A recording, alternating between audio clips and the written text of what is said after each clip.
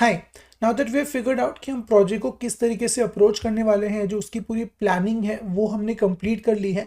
तो अब जो अगला स्टेप है वो एक्चुअल जो डेवलपमेंट है उसको हम स्टार्ट करने वाले हैं। तो इस वीडियो में जो हम फोल्डर स्ट्रक्चर बनाने वाले हैं स्पेशली हमारे कमांड्स के लिए, हम उसको सेट कर लेंगे। इसके बाद एक एक करके सारी कमांड्स को पहले इंप्लीमेंट करेंगे, फिर उसके बाद जो हमारा गिट हब वाला पार्ट होने वाला है उस पर वर्क करेंगे। So again we'll start with the git commands application, फिर उसके बाद front end back end database, इन सब चीज़ों पे एक एक करके आएंगे।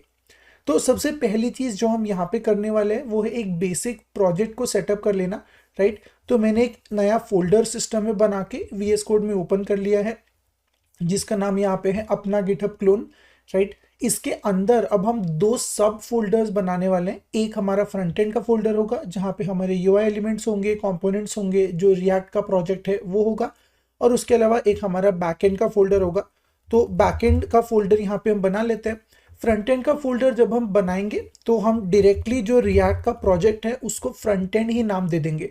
तो टेम्परेरीली अभी के लिए मैंने एक फोल्डर बना लिया है ताकि हमें स्ट्रक्चर समझ में आए, पर जब हम टर्मिनल में क्रिएट रिएक्ट ऐप या VT के थ्रू बनाएंगे तब वहाँ पे हम इस फ्रंट एंड को डिलीट कर देंगे और एक डायरेक्टली ऐप ही बनाएंगे जिसका नाम फ्रंट एंड हो।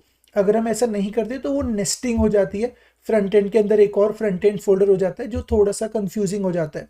तो अगेन फिलहाल के लिए ताकि हमें समझ आए कि स्ट्रक्चर क्या है, हमने दो फोल्डर्स बना लिए हैं, front end and back and.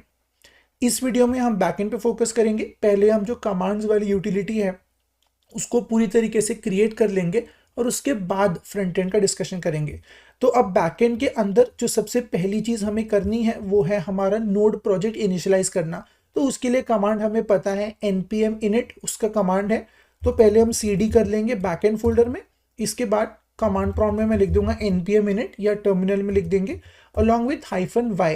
तो -y एक शॉर्टकट है जो सारे ऑप्शंस को डिफॉल्ट चूज कर लेगा, राइट। एंड यहाँ पे हमें हमारा package.json फाइल मिल जाएगा। तो मैं थोड़ा सा यहाँ पे जूम आउट करता हूँ ताकि हमें बेटर ये दिख जाए, राइट। एंड अभी के लिए हमें कोई भी स्क्रिप्ट नहीं चाहिए तो we can remove it for now, and then of course आगे चल के हम इसको ऐड कर देंगे।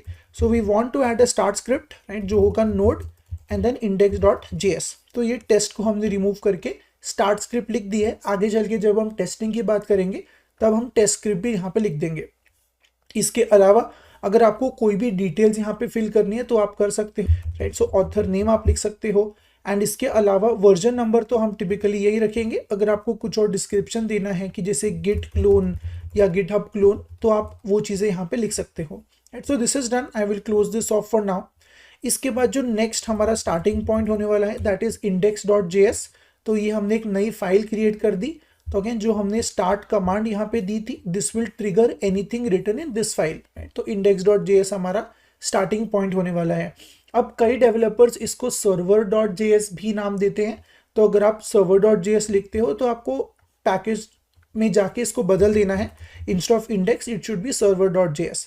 तो जो भी आपका स्टार्टिंग फाइल होने वाली है जहाँ पे हम जो मेन लॉजिक लिखेंगे, स्टार्टिंग लॉजिक, उसको यहाँ पे हमें लिख देना है। तो I will keep it index.js, but again कई बार आपको जो दूसरे कोड बेसिस अगर आप देखोगे या गिटहब पे दूसरी रिपोजिटरीज देखोगे तो हो सकता है कि वहाँ पे server.js के नाम से आपको फाइल मिले।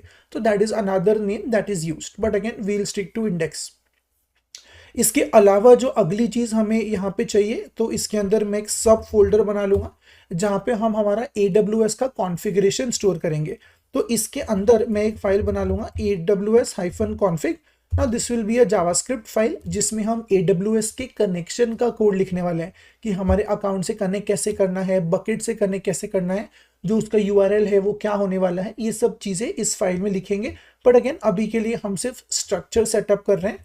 तो ये एक जो फाइल है इसको हमने सेपरेटली रख दिया है ताकि वो और किसी कोड से मिक्स एंड मैच ना हो जाए। इसके अलावा जो एक और फोल्डर हमें यहाँ पे चाहिए होगा वो होगा हमारा कंट्रोलर्स का फोल्डर। तो let me quickly create that, right. So controllers, अब इसके अंदर हम जितनी भी हमारी फाइल्स होने वाली है या रादर कमांड्स होने वाली है उन सब के लिए एक एक फाइल क्रिएट कर देंगे। तो एक हमारी ऐड कमांड की फाइल हो जाएगी। इसके बाद हमारी जो सेकेंड कमांड है इनिट, तो इनिट की एक फाइल हो जाएगी। इसके बाद जो हम तीसरी चीज़ करेंगे, सो इनिशियलाइज हो गया, फाइल हमने ऐड कर दी। इसके बाद हमारे पास कमिट है, so commit.js। Then we will have push, so push की एक फाइल बना देंगे। इसके बाद हमारे पास पुल का एक कमांड होने वाला है और उसके बाद एक रिवर्ट का कमांड होने वाला है। तो ये हमने 6 कमांड्स के लिए 6 इंडिविजुअल फाइल्स यहाँ पे बना दी हैं, ताकि उसका जो लॉजिक है, जो फंक्शनैलिटी है, हम उन रिस्पेक्टिव फाइल्स के अंदर लिख दें, राइट। तो ये हमारा एक फोल्डर स्ट्रक्चर यहाँ पे सेट हो गया है एंड इतनी ही फाइल्स एंड फोल्डर्स हमें चाहिए हैं as of now to create this project. इसके अलावा जब हम इसको रन करेंगे तो पैकेज लॉग क्रिएट हो जाएगा, जब हम एक पैकेज भी इंस्टॉल करेंगे तो नोड मॉड्यूल्स भी क्रिएट हो जाएगा, राइट। तो अब क्विकली वो जो एक एक्स्ट्रा पैकेज हमें चाहिए था उसको भी इंस्टॉल कर लेते हैं। सो इफ यू रिमेंबर, मैंने आपको शुरू में बताया था कि हम यहाँ पे एक yargs का पैकेज यूज करने वाले हैं। So again that is npm install yargs. So this package yargs will allow us to read commands from the terminal. तो विंडोज के केस में कमांड प्रॉम्प्ट, मैक या लिनक्स के केस में टर्मिनल में जो भी यूजर कमांड्स देगा हम उसको रीड कर सकते हैं, उसके साथ जो आर्ग्यूमेंट्स आती हैं उनको रीड कर सकते हैं and accordingly we can figure out कि उस कमांड पे क्या आउटपुट रिटर्न करना है। तो इफेक्टिवली जो हमारा कमांड्स का स्ट्रक्चर होने वाला है वो कुछ इस तरीके से होगा कि जो हमारा कंट्रोलर वाला कोड है वो हम index.js में लिखेंगे।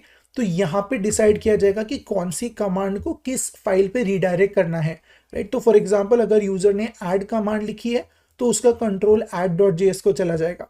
अगर यूजर ने कमिट का कमांड दिया है तो उसका कंट्रोल commit.js को चला जाएगा, राइट। तो जो भी हमारे फोल्डर क्रिएशन है, जो हिडन फोल्डर बनाना है वो हम इनिट के अंदर करेंगे। तो इस तरीके से एक एक करके इन सारी कमांड्स की फंक्शनैलिटी पे वर्क करते हैं अगले कुछ वीडियोस में।